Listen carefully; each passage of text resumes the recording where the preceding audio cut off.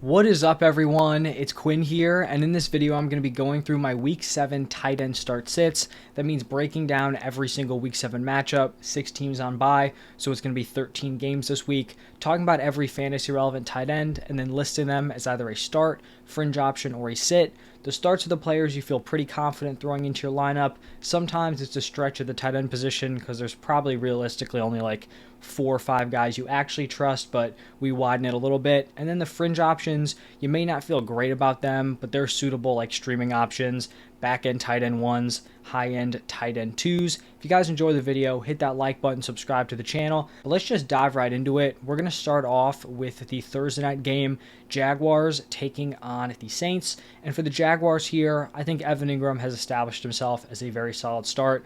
Obviously, you're hoping that Trevor Lawrence plays in this game, but I even feel like without Lawrence, Evan Ingram still has a very established role here with the Jaguars, so he'll probably still see, somewhat close to his typical volume. He has a very high weekly floor, especially playing with Trevor Lawrence, so he's going to be a start for me as like a mid-tier tight end one. Then on the other side with the Saints, Taysom Hill is kind of interesting because he has this tight end designation, but in previous years, like he's kind of like this gadget player. Sometimes a running back, sometimes he's playing quarterback. He'll run a few routes here or there, but he's not actually operating as a tight end. That's kind of what he did last week. He had a 63% route participation, so he was out there running the majority of the routes. He was targeted 8 times and had a carry, so pretty solid usage. And if you told me that he was going to replicate that role here in Week 7, then I'd probably have him as a fringe option. I just don't think there's any guarantee that that role carries over into Week 7. If the Saints tight end room gets healthy or they just want to switch it up, he could go back to running a few routes, taking a few carries, and then you're just not really getting much out of that tight end spot. So he's going to be a sit, but if you're super desperate, I guess he's not like the worst play in the world if you're just hoping he kind of replicates what he did last week. Then shifting over to the Sunday games, we have the Lions taking on the Ravens, a super strong tight end matchup here. Don't really need to think too much about it. You fire up Sam Laporta as a start, and then you do the exact same thing with Mark Andrews. Shifting over to the Raiders-Bears matchup, for Michael Mayer here, he went out and had a breakout game in Week 6. I was targeted 6 times, caught 5 of them for 75 yards. In the first 5 weeks combined, he'd only been targeted 5 times, so was targeted more just last week than the entire rest of the season. And obviously he performed very well with that usage, and he broke out of this like 50-50 route split. He was in with Austin Hooper. His route participation went up to 67%. So it's good to see that he's improving on his role, but that 67% number, that's not a spot that makes me super excited to actually throw him into my lineup. So I still think he's going to be able to continue to grow his role, and maybe he's 75% this week, and then we're feeling good with him as a fringe option heading into Week 8. But this week, I prefer to go in a different direction, but I do like picking him up as more of like a long-term upside play at the tight end position. We've already seen a rookie like Sam Laporta come in and make an impact. Maybe Michael Mayer could kind of do the same thing later on. Then on the other side for the Bears, we have Cole Kmet. I have him as a fringe option. I do think going from Fields to Bagent probably doesn't feel great if you roster Cole Kmet, but he'll still have a solid number of routes. He's pretty much like their number 2 target behind DJ Moore, so he could kind of be used as like a safety valve for Bagent. So I still think he's a fringe option, probably like a high-end to mid-tier tight end 2. Shifting over to the Browns-Colts matchup, so I have David Njoku here as a fringe option, and basically what I'm going to say about Njoku here is that if Deshaun Watson is playing, he probably maintains this fringe status.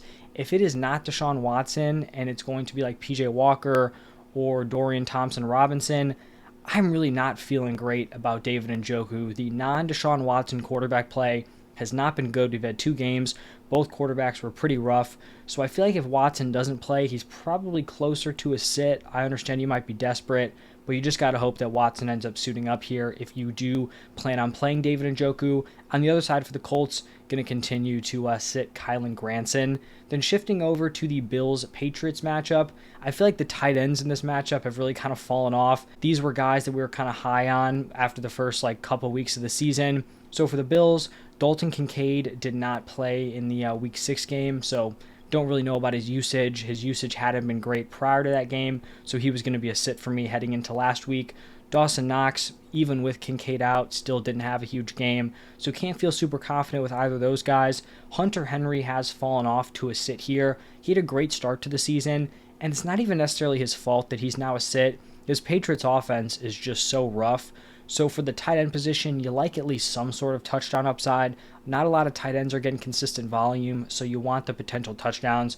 Those touchdowns are just not there for this Patriots team. So he's going to be a sit for me. Maybe they get it together and he gets, bumped up to a fringe option moving forward, but not a good spot right now for Hunter Henry in that Patriots offense.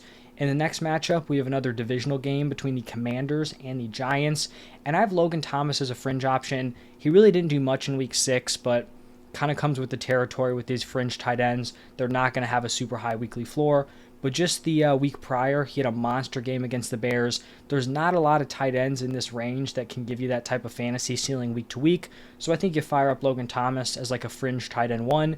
And then for the Giants, you keep firing up Darren Waller. I'd say he's definitely been disappointing for where you drafted him, right? You were kind of hoping for some upside at the tight end position. He definitely hasn't been that, but he's been fine as like a mid-tier tight end 1, someone you just keep kind of throwing into your lineup here. Then pivoting over to the Falcons Buccaneers matchup, this Falcons tight end room is pretty interesting. Honestly, the raw participation numbers weren't great for either guy. In week 6, we had Kyle Pitts at 65%, Jonnu Smith at 63%. Personally, I'm liking to see like 70+% for like me to feel decent about playing them. So neither of those guys hit that bar, but Kyle Pitts has had impressive back-to-back weeks. He went 7 for 87 in week 5, had 11 targets in that game, and then went 4 for 43 and a touchdown in week 6. Love the talent of Kyle Pitts. If he's going to be giving you startable performances, I do think you consider him as like a back-end tight end 1. I don't think he's like a locked-in start at this point just because of those route participation numbers, but he's definitely flashed some stuff that should make guys who roster him feel pretty decent about him moving forward. And then for Jonnu Smith, it's kind of just come out of nowhere and been pretty fantasy relevant. He has 5 consecutive games of 8+ PPR points. Now, 8 PPR points isn't a super high bar, but this is the tight end position we're talking about, and the consistency has been there. So even some of the top guys haven't been able to consistently give you 8+ PPR points. Personally, I do think it feels a little fluky. Like, I wouldn't be shocked if it just like fell off out of nowhere. But if you're in the business of streaming the tight end position, you probably just want to ride the hot hand here with Jonnu Smith. On the other side for the Buccaneers, just going to be sitting Cade Otton. Not enough production out of that position. And then moving over to the Steelers-Rams matchup, Steelers are expected to get Pat Freiermuth back. I believe he missed a game, then he had the bye week, and prior to missing, week 5, Freiermuth had been pretty disappointing. He had not been able to command much volume, which is something he was able to do in both his rookie and sophomore seasons, so I don't think you can feel great firing him up, but hopefully he's all the way back from that injury, and maybe he starts to see more of his 2021 and 2022 usage. Who knows? He's probably more of like a high-end tight end 2 at this point. And then for the Rams, even though Tyler Higbee's running a really solid number of routes, he's just not commanding enough volume, and he's had 2 down games with Cooper Kupp back. Just when you have Cooper Kupp, Puka Nacua, these guys are just going to be commanding a lot of the receiving volume, so I don't think you want to be firing up Tyler Higbee. Also, weirdly, the Rams just haven't had a ton of passing touchdowns, so that also hasn't been there, which is also not going to be a great sign for Tyler Higbee. In the next game, we're going to have the Cardinals taking on the Seahawks, and unfortunately, Zach Ertz has been dropped to a sit here. His usage took a massive hit. Through the first 5 weeks, he had a really strong weekly route participation. He had like one weird week where it fell, but other than that, it had been very high. His route participation fell all the way down to 52%. We saw Trey McBride have a much bigger role. His route participation rose to 46%, and then he also went out and out-targeted Zach Ertz. So just with that type of usage, like barely running routes on half the dropbacks, I just don't think Zach Ertz is playable, with those routes. And then on the other side for the Seahawks, this is just like a full-on tight end by committee. Pretty sure all 3 of these tight ends, Cody Parkinson, Noah Fant, and Will Dissly, all these dudes had between like 30 and 33 snaps, so just a tight end room you definitely want to avoid. Now pivoting over to the Packers-Broncos matchup, I like Luke Musgrave as a fringe option here, and like a fringe weekly tight end 1. His usage has been really solid. His raw participations have been great. Weeks 1 through 3 were great. Week 4 left with a concussion, came back, I think it was week 5 because they had the bye in week 6, and then he kind of got benched for like a drive plus, but they brought him back in, so I think he'll be fine moving forward. Ended up having a decent game in week 5, so I think he's kind of like the definition of a fringe tight end here, and is someone who could continue to improve throughout the season as a rookie. And then for the Broncos, sitting Adam Troutman and Greg Dulcich. Would like to see Dulcich get a bigger role. You could say that about a lot of these weapons on the Broncos, especially the younger guys. It's rough that guys like Marvin Mims and Greg Dulcich can't carve out bigger roles, but kind of just got expected at this point. And then shifting over to the Chargers-Chiefs matchup.